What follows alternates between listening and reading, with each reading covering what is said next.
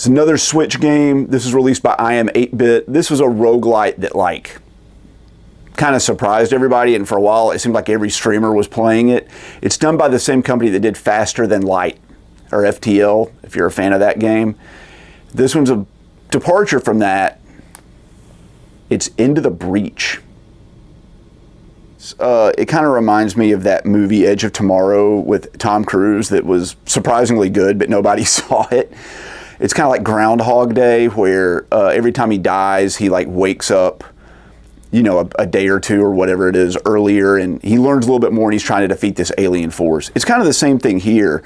You're this like pilot, and you're on a team of 3, and your goal is to stop these alien invaders on this planet. They like live inside the planet. They burrow up, and you go through, you know, a set number of stages. And if you fail and you die, your pilot like warps to another timeline and tries again, which is pretty cool. I like that. So the way it works is it's a turn-based grid, you know, tactical combat game, and it's on like these really kind of small, compact maps. And like I said, you only have 3 characters on your team, and each round is only 5 turns. So it makes the game play almost more like a puzzle game. There's very little margin of error in this game. So what you can see the enemy intents and what they're going to do on their turn. So it's all about like disrupting them and positioning them and getting them in the correct position so they don't damage your city or cause you to fail your objectives. And like just failing like a couple times will like give you a game over. So you got to like really be on top of your stuff and think everything out. Pretty cool. It's fun gameplay. It can get challenging to say the least. And the game focuses around like completing these objectives, and that unlocks achievements, which then gives you coins that you spend to unlock new squads of mechs. And there are like many of them of different types, and they all play really differently. You know, the game looks really charming. It kind of looks like Faster Than Light, but I love like the small sprite work and like how compact everything is. It kind of reminds me a little bit of Final Fantasy Tactics, which is, you know, one of my favorite games ever. And I really like the blocky art design of it. And the music is catchy, but it's not overbearing, which is exactly what you want in a roguelite, where you're going to be playing like the same missions over and over and over again, trying to improve and unlock new things. A lot of the squads are really fun, and they have like a good balance of being able to damage your opponent and also like manipulate them and move them and stuff, which you need.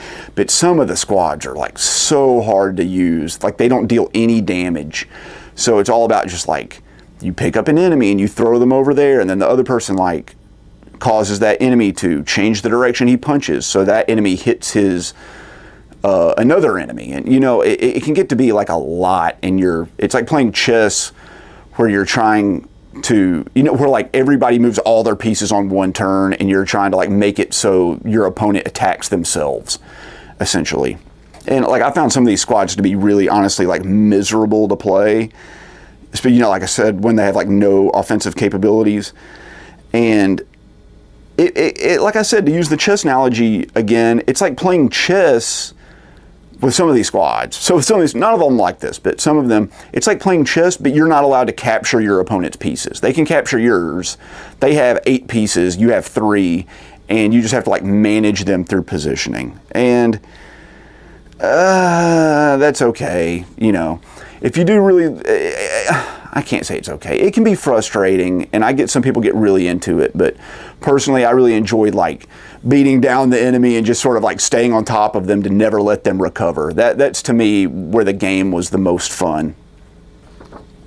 If you do really well in the levels, you gain these upgrades, and you know, you unlock new pilots, you get new weapons and stuff, but I found that it was almost better to just like upgrade your mech's standard abilities that they come with, rather than like experiment with new weapons. A lot of the weapons like are just taken from some of the other squads. So like you're playing squad A, you do really well on a level, it might like unlock a weapon that you can use from squad B, but like it requires upgrades too, and they come few and far between, and you really need to like focus on the synergies your team have with each other than like jumping into these other weapons. I'm not saying you can't get one that'll like break the game, but typically it's better just to stick with what your team does well and upgrade that rather than like branching off into something else.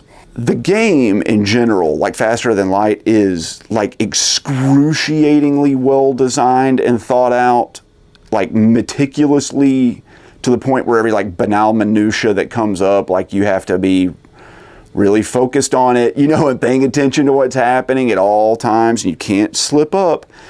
And it can cause it to feel a little repetitive and grindy at times, but it's still really, really great.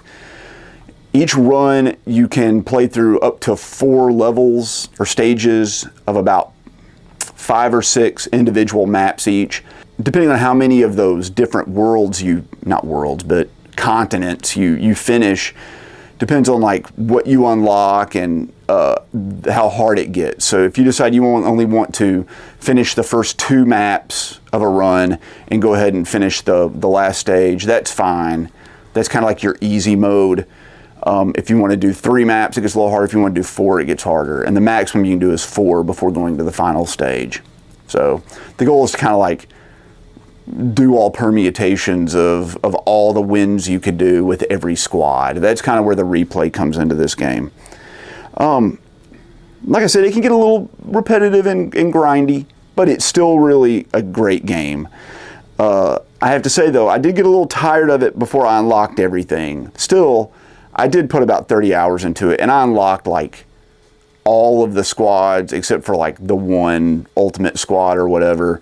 And I did beat it with every squad except for I think 1 or 2 that just were so miserable to play. I couldn't make myself do it. So I put about 30 hours into it, and I was glad when it was done. So how was Into the Breach?